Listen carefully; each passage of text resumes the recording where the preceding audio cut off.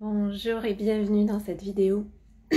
J'avais envie de venir vous parler d'un comportement et d'un mécanisme en fait que je vois beaucoup autour de moi et aussi en moi, l'hyper-indépendance chez la femme et comment ça nous empêche en fait de vraiment recevoir ce qu'on souhaite, ce qu'on désire dans notre vie.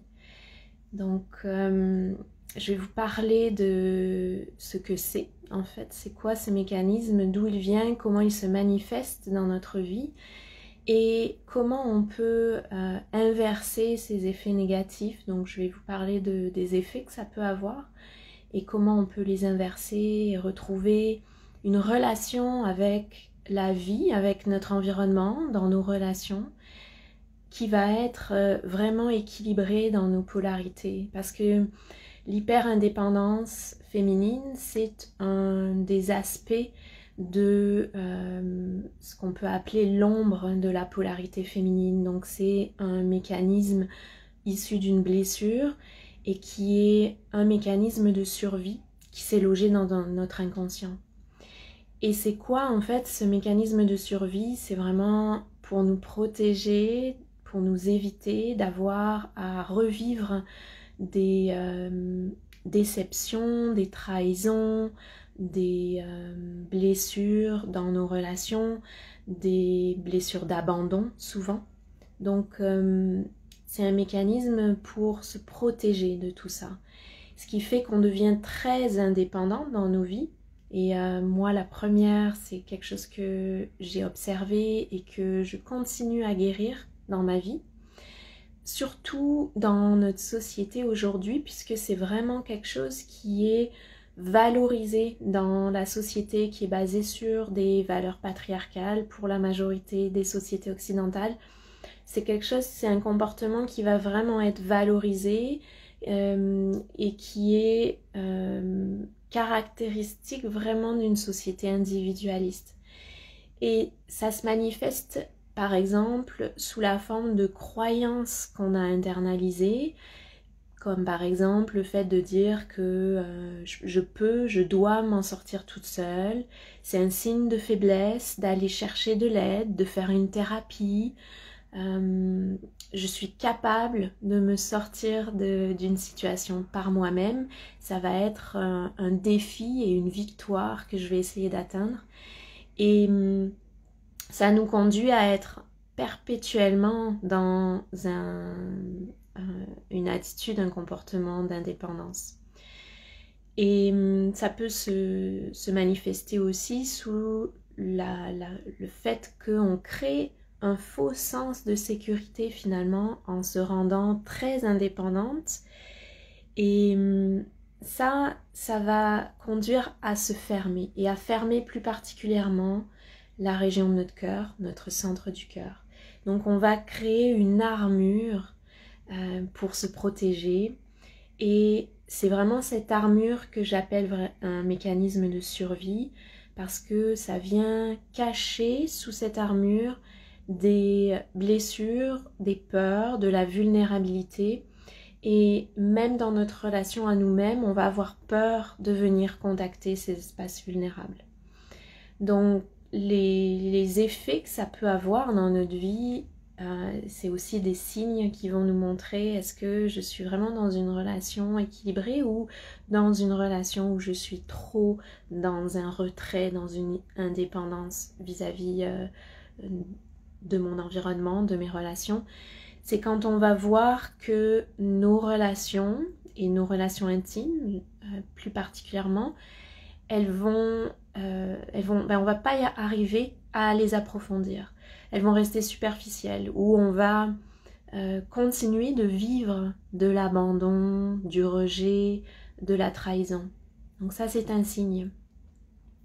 Ça peut se manifester aussi sur, notamment pour la femme, le fait qu'on a des grandes difficultés à se permettre de recevoir et à recevoir des autres, à recevoir de la vie, à recevoir l'argent, l'abondance, à recevoir le fait aussi d'avoir de l'espace dans nos vies pour pouvoir prendre soin de soi, se reposer. Donc on a l'impression qu'on est toujours dans une course effrénée à devoir aboutir, achever quelque chose dans nos vies. Donc on n'a plus d'espace dans nos vies pour recevoir.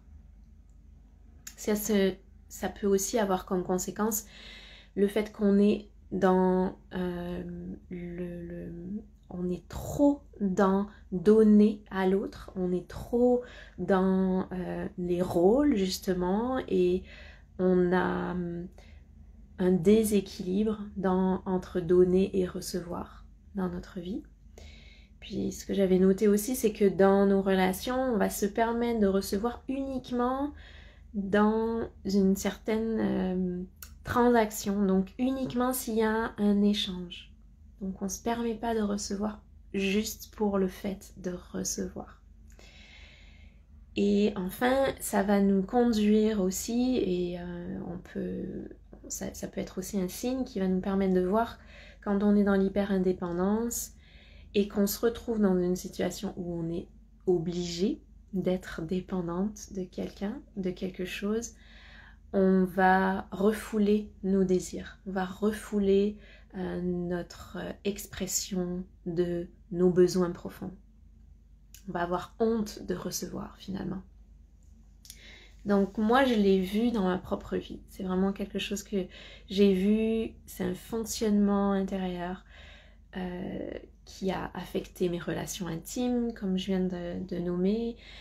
J'ai vu aussi comment ça a affecté mes relations amicales, comment ça affecte mon entreprise, mon travail. Et j'ai vu que ça amène une qualité qui est importante pour le féminin d'autonomie, donc de sentir qu'il y a une forte autonomie qui se développe à l'intérieur, mais qu'en même temps ça crée un isolement. Donc il y a comme une distance qui se crée avec l'extérieur. Et même si c'est quelque chose qui nous amène un certain sens de sécurité, de se protéger, en fin de compte, ça nous coupe, et moi c'est ce que je me suis rendu compte, ça m'a coupé de ce que j'avais besoin vraiment profondément, et qui est de la connexion avec les autres et de sentir qu'il y a une connexion. Donc, qu'est-ce qui va nous permettre en tant que femme d'adoucir peu à peu ce mécanisme-là qui est un mécanisme de survie par rapport à des traumatismes qu'on a vécus. Et c'est valable pour l'ensemble de la population en fait. C'est, comme je disais, c'est vraiment des conséquences d'un système patriarcal. Ce qui va nous aider, ça va vraiment être de justement commencer à d'abord se tourner vers cette vulnérabilité. Se poser la question lorsque on est dans justement dans une interaction, dans une relation, se poser la question de est-ce que là je me retire de façon saine, ou est-ce que j'ai peur de quelque chose? Est-ce que j'anticipe déjà une blessure? Donc on peut se poser la question et à ce moment-là se tourner vers soi et voir mais comment je le ressens dans mon corps? Qu'est-ce que je ressens comme émotion? Qu'est-ce qui remonte en moi? Et commencer à prendre soin de ça. On peut aussi en prendre soin en faisant appel justement à quelqu'un, à une amie proche ou à une thérapeute. Et ça va être le deuxième élément, la deuxième ressource qui va nous aider à changer ce comportement. Ça va être de faire appel à une co-régulation, comme on l'appelle en thérapie somatique. Donc de sentir qu'on peut se laisser recevoir quelque chose qui va nous aider à ressentir nos émotions, à ressentir notre corps. Parce que quand on est dans ce mécanisme d'hyper-indépendance, comme je disais, on crée vraiment une armure.